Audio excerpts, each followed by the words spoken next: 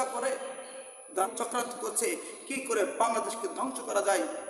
এই চক্রান্তর একটা চক্রান্ত হলো, সে যাওয়ার পরে সে ওই ধাতুকে বলেছে কি করে বাংলাদেশকে ডুবিয়ে দেওয়া যায়, ধ্বংস করে দেওয়া যায়, বাংলাদেশের অর্থনীতিকে কিভাবে ধূলিসাৎ করে দেওয়া যায়।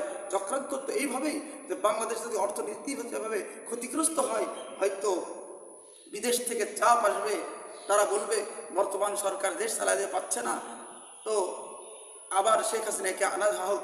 এইভাবে একটা পরিস্থিতি দেখেছেন যে পানির গতি এতই বেশি, প্রতি ঘন্টায় 1 হাত করে বাড়তেছে। বন্যা প্লাবন সহ কঠিন কঠিন বিপদের সময় নবীজি এই দোয়াগুলো করতে বলেছেন। তার মধ্যে একটা দোয়া হলো, আপনারা সকলেই অবগত আছেন যে বর্তমান দেশের কি পরিস্থিতি।